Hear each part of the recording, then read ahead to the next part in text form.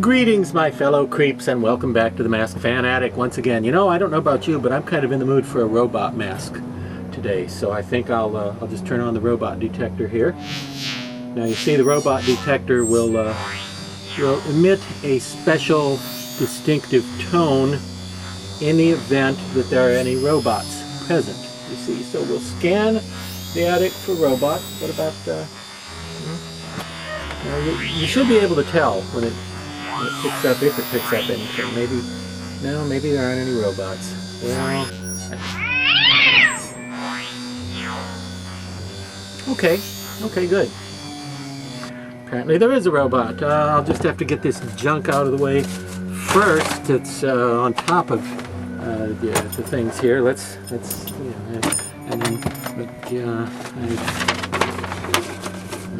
just see there ought to be a.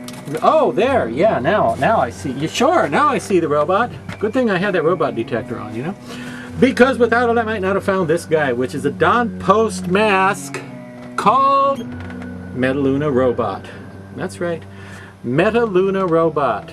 Now you may be asking yourself, why am I watching this? But you may also be asking yourself, what is a Metaluna Robot? And you may be thinking, you've met him before, based on his name.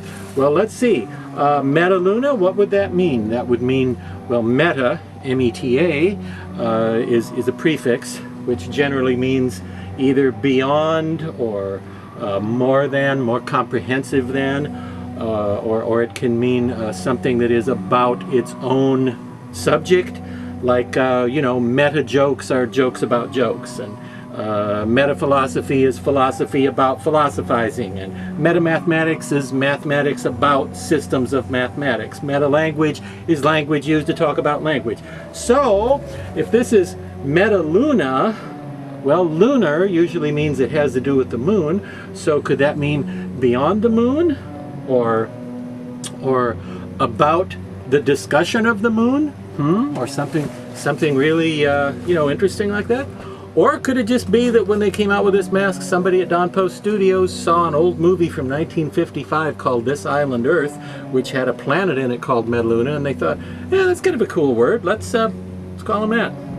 It's a neat word. Let's just use it for our robot. Now, because of the movie This Island Earth, which does involve the planet Metaluna, some people think that this mask is from that movie, but he really isn't. However, the movie, again, 1955, has nothing to do with this mask, which appears to have been around as early as 1964.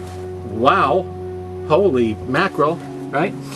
1964. And I suppose they came out with this fellow because they felt a need for a robot as a type of mask, you know, like just a classic sort of creature that people might want to dress up as on Halloween. Like, you know, you'd have to have certain classic types of characters. I'm sure, you know, everybody would want to buy like maybe a Frankenstein mask for Halloween, or a witch, or an old man or an old lady, maybe a clown, maybe a skeleton. And you know, everybody loves robots. Every kid loves robots. They must have been thinking, let's have a robot. So they came up with this one, and it was sculpted by none other than Pat Newman, the legendary sculptress of most of the great Don Post Studios Universal Monster classics. Now, even though this guy was in production for a long time, 1964 right up through the mid-70s, he was not a huge hit. He was not a super popular mask. They didn't sell that many of them. Why is that, when they had something as cool as a robot? Well, it's hard to say, but at least not without meta-robot language. Meta-language? No, never mind. Back on topic. It's hard to say, but my personal guess, once again, this is just me thinking out loud in front of a camera like an idiot, my personal guess would be that maybe it didn't resonate with people because it doesn't look all that robotic. Now, it is kind of, it's a silvery color, and it is kind of, you know, if you really look at it, you get the idea. He's got a jaw that's bolted on there. But the thing is, it's not very science fiction-y looking. It's so streamlined and so sophisticated, it's almost more of an android than a robot. And maybe it would have caught on bigger with the average mask shoppers of the 60s and 70s if it had had, well, you know, antennas or maybe square features, because this is an almost human face, you know. That his nose is square, and that's good, but those are pretty normal shaped eye openings. Maybe if they would have been round or square or some unnatural shape, maybe that would have looked more like a robot on first glance to people. And it's very strange how he has these ears that are rather organic looking ears, really. Those don't look like robot ears, those look like a person's ears painted silver. So maybe if the ears had been some kind of blocky things to look like speakers or headphones or some sort of receiving devices, maybe some sort of round discs or something on there to look less like an ear and less like a set of eyes and so forth, maybe it would have caught on bigger as a robot, because as it is, he almost looks like he could be like an executioner's helmet or a man in the iron mask kind of mask. He looks a lot like that. Don't you think you do? Yeah, he even admits it. He kind of looks like that. Now again, he was not in the movie This Island Earth, despite the appearance of the word Metaluna, but he did show up years later in a 1978 television miniseries. Okay, in America, where it was made, it was a miniseries on television, but in a lot of other parts of the world, it was a theatrical feature released you know, to theaters, so you could pay to see it if you lived in some countries, but in America you could sit in your living room and watch it for free on television in 1978, and that feature was called The Amazing Captain Nemo. I needed a drum roll right there, you know. Also known as The Return of Captain Nemo, both titles. Now, in Return of Captain Nemo, or Amazing Captain Nemo, this guy was a rather minor character. He was well, he was an evil henchman robot to Burgess Meredith, one of my favorite actors of the period.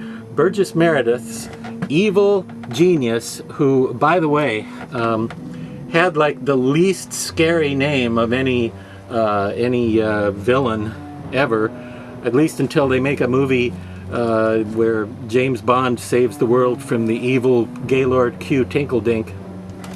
He was Professor Waldo Cunningham. I told you it wasn't scary.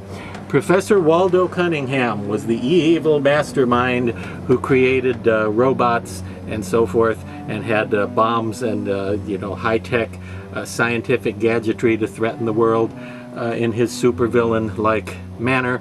And his evil henchman robot here was this guy called Tor, simply T-O-R, not spelled backwards.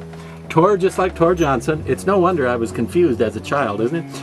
Anyway, Tor here was basically just this mask, except I think they had the same feeling when they made the movie, that they wanted something that looked a little more robot-like, a little more robotic, because they stuck some tubes, some little wiry things on here. They put lots of studs and bolts and so forth on him, probably to make him look more like an obvious metal man and make it clear that he wasn't supposed to be, you know, a guy in a helmet. Although he did kind of come off like a poor man's Darth Vader at the time. But the mask has also turned up a few other places in the background of other movies, just when there's a bunch of masks. I've spotted this one in there a few times over the years. Again, in production 1964, right through the mid to late 70s. I think he was dropped somewhere around 70, 75, I think, 76. Somewhere in there they stopped making him. And never as popular as he wanted to be, poor old chap.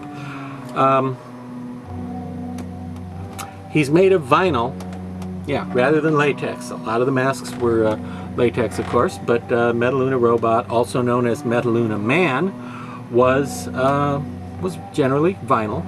And then he was re-released in 2001, because in the year 2000, Don Post had introduced a new line they called the retro masks, which was older masks being re-released at the demand of collectors.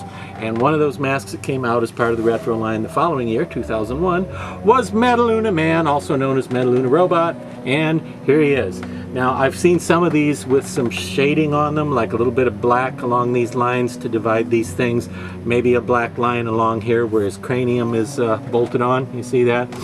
But a lot of times they were just plain metallic silver, like this one. And this is one of the retro versions made in China.